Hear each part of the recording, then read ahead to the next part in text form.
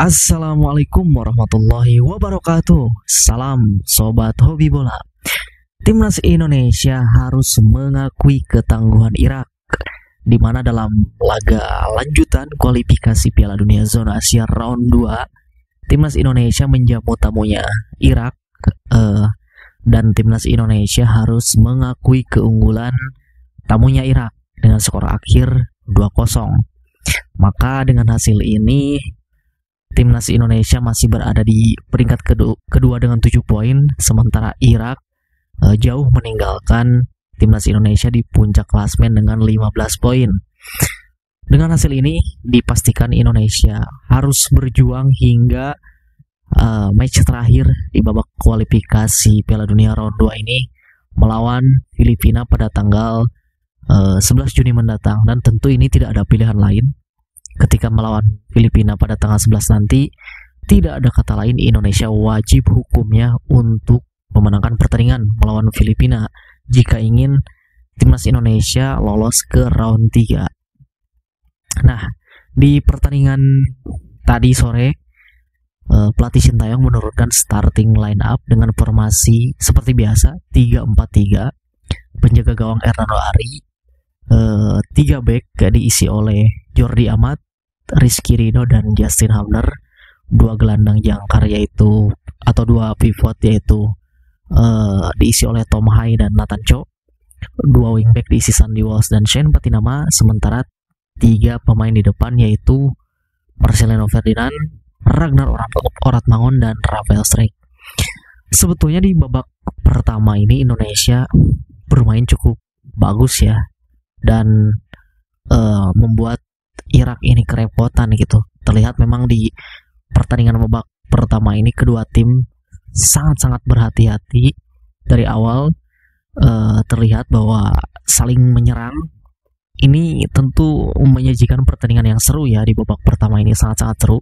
Bahkan Timnas Indonesia memiliki beberapa peluang gitu, tetapi memang belum bisa dimanfaatkan untuk menjadi gol. Lagi-lagi finishing kita belum bisa semaksimal yang diharapkan ya. Ketika VR finishing kemarin melawan Tanzania di uji coba, nah tentu seharusnya di laga melawan Irak tadi itu beberapa peluang harus bisa dimanfaatkan, tetapi ya pada faktanya memang para pemain kita belum bisa memaksimalkan ya. Ada beberapa peluang itu tadi, ada peluang dari Sandy Walsh tetapi tendangannya lemah. Lalu ada Rafael Struijk tadi sedikit memaksakan.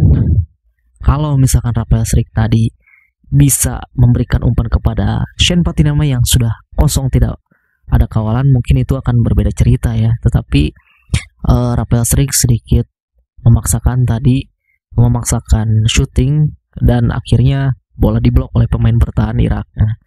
Lalu peluang yang berikutnya yaitu kembali dari Shane Patinama yang memberikan umpan kepada Marcelino, tetapi ya masih bisa digagalkan oleh pertahanan Irak. Sebetulnya lagi-lagi penempatan posisi dari Shane Patinama ini sungguh cukup baik ya, tetapi memang dukungan dari para pemain lain tidak bisa atau tidak maksimal gitu. Padahal sebetulnya mungkin saja tadi ketika Shane Patinama berdiri bebas, itu bisa saja melakukan shooting, tetapi mungkin keputusan dia lebih baik untuk memberikan umpan kepada Marcelino Ferdinand ya. Memang di babak pertama ini Indonesia keren, patut diapresiasi ya. Di babak pertama ini membuat Irak justru kesulitan ya, apalagi di akhir-akhir babak pertama. Nah, masuk di babak kedua justru ini membuat sedikit permainan Irak berubah ya, ketika masuknya 2 pemain mereka yaitu Ali Jassim dan Yosef Al-Amin. Nah, tentu masuknya 2 pemain ini merubah dari permainan Irak menjadi lebih gencar menyerang ya, sehingga akhirnya mereka mendapatkan penalti dari handsball-nya Justin Hubner ya. Memang ya terlihat jelas itu handsball, dan di sini justru titik runtuhnya mental para pemain Indonesia. Sebetulnya Hernando Ari bisa membaca tendangan penalti dari Aimen Hussein, tetapi ya bola sangat kencang, laju bola sangat benar-benar kencang, sehingga tidak bisa diblok oleh Hernando Ari, dan Irak unggul 1-0. Tidak lama berselang setelah itu, kapten kita Jordi Amat melakukan pelanggaran dan berujung dengan kartu merah. Nah, dari sini ya sudah dipastikan kita, penonton yang ada di rumah dan yang di stadion juga pasti sudah ya berpikir bahwa kartu merahnya Jordi ini ya sudah, kita tidak bisa berbuat apa-apa lagi. Pasti ini ya akan kalah gitu. Di babak kedua ini Indonesia layak kalah. Dan setelah kartu merahnya Jordi, tentu permainan Irak terus menggencar, memberikan serangan yang lebih gencar lagi gitu kepada timnas Indonesia, dan beberapa kali peluang pun dimiliki oleh Irak, dan bahkan mereka mendapatkan penalti yang kedua ya, tetapi Aiman Hussein tidak bisa memanfaatkannya. Lalu ada beberapa masuk pemain seperti Arhan, Asnawi dan juga Ivar Jenner. Ya mungkin sedikit ada pergerakan setelah masuknya mereka di sisi kiri dan kanan, tetapi ya tidak sepenuhnya membuat permainan Indonesia berubah ya. Tetap kita terus digempur oleh Irak. Mungkin ada beberapa peluang di babak kedua sedikit ya. Ya salah satunya itu peluang dari Ragnar Oratmangun waktu itu. Dia sebenarnya bisa mencetak gol, tetapi ya dikawal oleh dua pemain, diganggu oleh dua pemain Irak. Sudah berhadapan dengan Jalal Hasan, kiper dari Irak, tetapi tidak bisa memaksimalkan peluang tersebut ya.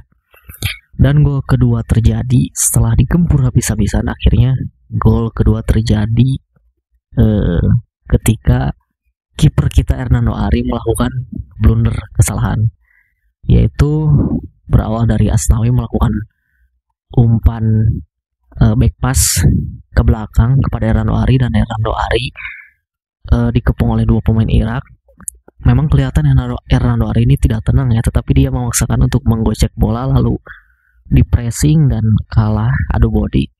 Akhirnya bola dimenangkan oleh Irak, lalu pemain Irak dengan mudah mencetak gol ke gawang Indonesia dan menambah keunggulan menjadi 2-0. Dan tentu skor 2-0 ini bertahan hingga pertandingan berakhir ya.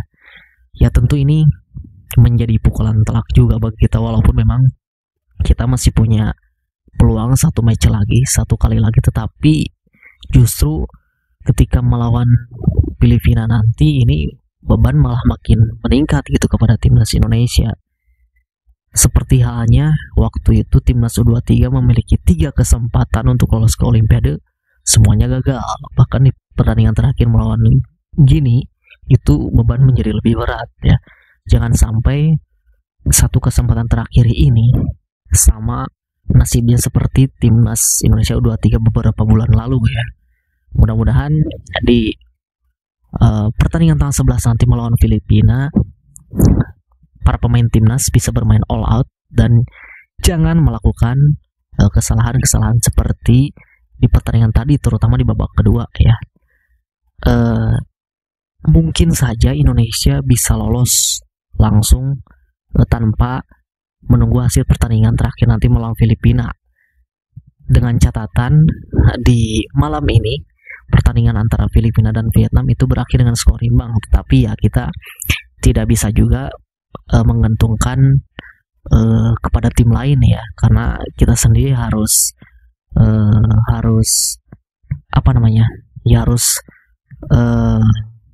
menuntaskan dengan perjuangan kita sendiri gitu ya. Tentu di tanggal 11 nanti ya tidak ada kata lain, hukumnya wajib menang melawan Filipina jika ingin lolos ke round 3. Dan mungkin catatannya memang 3 pemain bertahan kita sedang underperform, lalu juga Hernando Ari juga kelihatan tegang dan tidak tenang, membuat dirinya melakukan blunder. Ya mungkin itu catatannya. Semoga di pertandingan tanggal 11 nanti melawan Filipina kesalahan-kesalahan seperti Hernando Ari ini tidak diulang lagi ya. Dan tentu para pemain nanti semoga performanya meningkat ya. Mungkin itu saja dari saya. Terima kasih, sampai jumpa lagi di video selanjutnya.